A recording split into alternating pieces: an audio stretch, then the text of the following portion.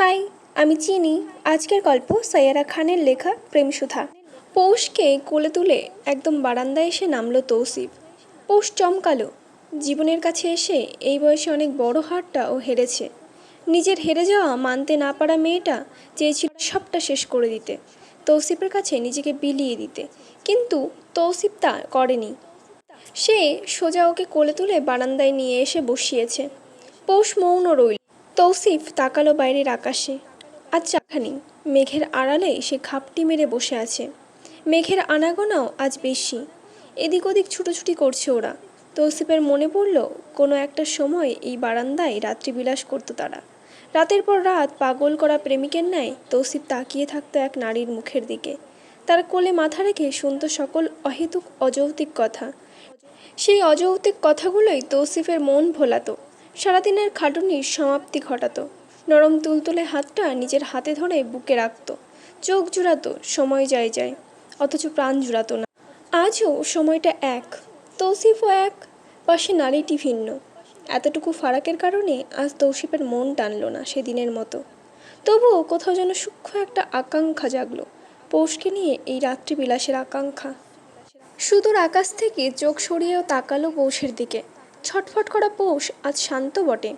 একজন চঞ্চলা প্রাণকে যদি থামাতে চাও, তবে শুধু তার দুর্বল দিকগুলো টোকা মারো, সে আপনা আপনিই থমকে যাবে।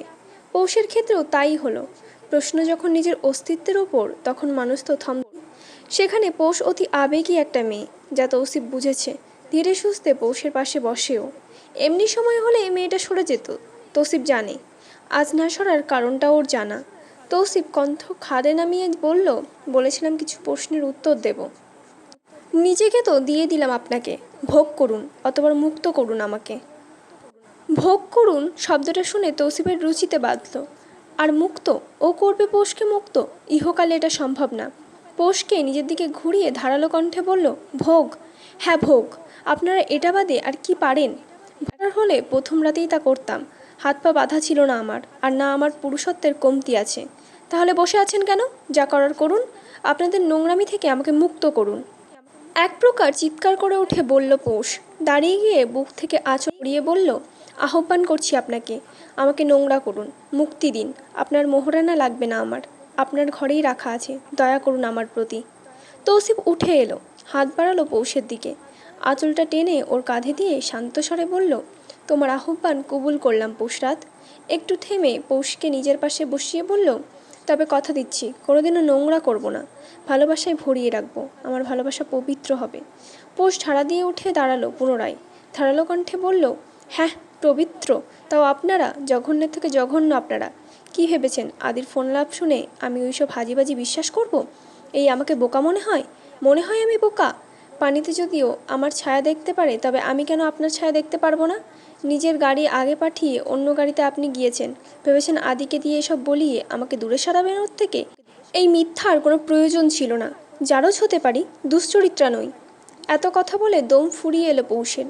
তৌসিফ পকেট থেকে নিজের ফোনটা বের করে একটা ভিডিও প্লেয়ার অন করলো, যাতে কিছুটা নেশার ঘরে আদিত্য নিজের মুখে স্বীকার করছে পৌষকে বাজি ধরে কথা বলা শুরু করেছিল। কিছু মেসেজ দেখায় তৌসিফ, যা দেখে গা শিউরে ওঠে পৌষের। পৌষকে বেড পর্যন্ত নেওয়াই ছিল আদিত্য সহ ওর বন্ধুদের একমাত্র লক্ষ্য।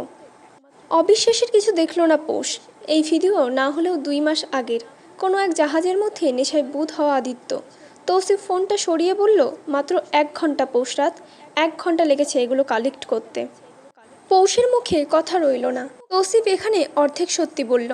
আদিত্য 2 মাস আগ পর্যন্ত পৌষকে খারাপ নজরে দেখলেও ধীরে ধীরে সে অনেকটাই দুর্বল ছিল পৌষের প্রতি। বাবা মায়ের ছেড়ে দেওয়া এক গরু হলো আদিত্য, যে যেখানে ঘাস দেখে সেখানেই মুখ দেয়। আদিত্যের গার্লফ্রেন্ডের সংখ্যা অসংখ্য। হয়তো এত সবে সে পৌষকেও পছন্দ করা শুরু করেছিল, যা প্রকাশ হওয়ার আগেই ধ্বংস হয়ে গেল। তৌসিফ পৌষের হাতটা ধরল শক্ত করে, অতি ঠান্ডা গলায় বলল, বিয়ের আগে আমি জানতাম না তুমি কোনোভাবে আদিত্যর সাথে জড়িত, তাহলে আজীবন একা থাকলেও তোমাকে বিয়ে করতাম না। আর রইল মুক্তি, তাই ইহকালে হচ্ছে না পৌষরাত। বিয়ে যেহেতু করেছি, ছাড়বো না। ভাবছো তোমাকেই কেন বিয়ে করলাম? এর উত্তর অনেক। তুমি নিজেকে জারজ বলো আর যাই বলো না কেন, তুমি এই তালুকদার বাড়ির সাথে জড়িত, আমার সূত্রে না, বরং ভিন্নভাবে। শুধু জেনে রাখো, তোমাকে নদীতে যাতে না ভাসতে হয়, তাই তোমাকে এখানে আনা হয়েছে। বড় ভাই না করেছিল, মেজো ভাইও ততটা রাজি ছিল না, কিন্তু ছোট ছিলাম বলে বাবা আমাকে সব বলতো, কারণ আমি জানি আমার আব্বার কথা রাখতেই তুমি এখানে। তৌসিফের দিকে এক দৃষ্টিতে তাকিয়ে রইল পৌষ। ওর গলাটা এবার ভাঙা শোনালো। দয়া করে বলবেন আমি কি কারোর পাপ নাকি কারোর পুণ্য? নিজের মাকে দেখেছ? পৌষ মাথা নাড়ে। তৌসিফ পুনরায় জিজ্ঞেস করে, দেখবে? হ্যাঁ বোধক মাথা নাড়তেই তৌসিফ পকেট থেকে একটা সাদা কালো ছবি দেখালো। চিকন গড়নে 2 বেনি করা কোনো এক যুবতীর ছবি। অসম্ভব সুন্দর, তবে পৌষের চেহারা ওর বাবার মতো।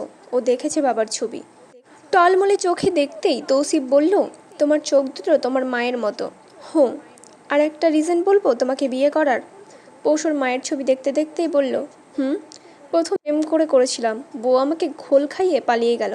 আমার প্রেমের সুধা তার পোষায়নি, তাই এবার আব্বার করা পছন্দে বিয়ে করলাম। দেখি আমার প্রেমের সুধা তোমার পোষায় কি না। আপনার আব্বা মারা গিয়েছে বহু বছর আগে।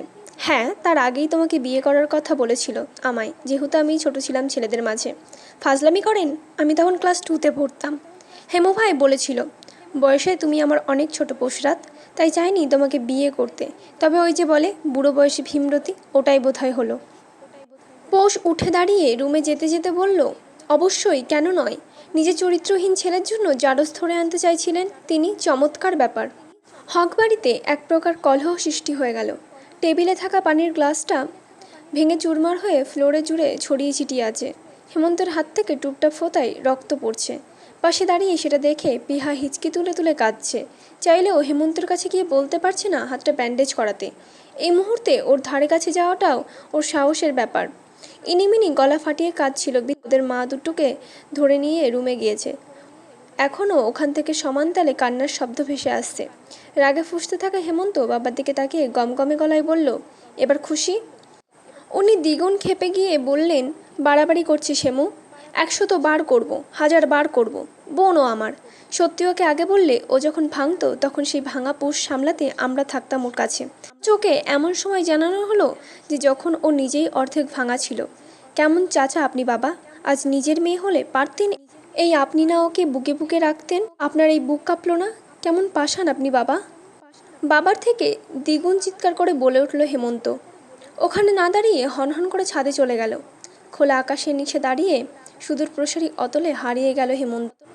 কাটা হাতে পকেট থেকে একটা সিগারেট বের করে কোনো মতে ঠোঁটে এদিক ওদিক পকেট হাতালো। লাইটারটা নেই। বিরক্তিতে চ্যা শব্দ করে রক্তমাখা হাতটা ঝাড়া দিতেই দেখলো গুটি গুটি পায়ে অন্ধকার ঠেলে কেউ এদিকে আসছে।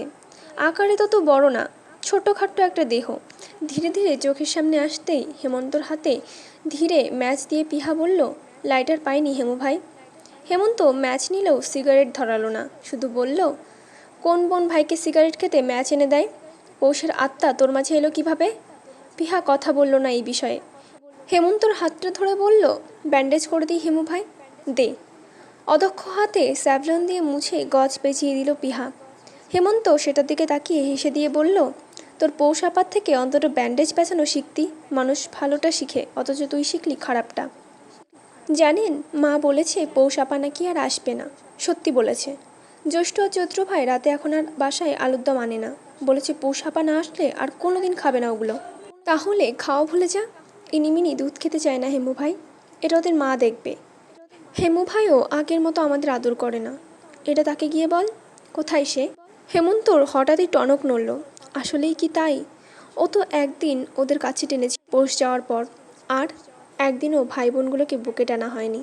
আচমকাই যেন ওর বুকে চাপ লাগলো। পিহার দিকে তাকিয়ে বলল, তোর নিজের জন্য কোনো অভিযোগ নেই? মাথা নাড়ে পিহা, বলে, আমাকে পৌষ আপা এনে দিলেই হবে।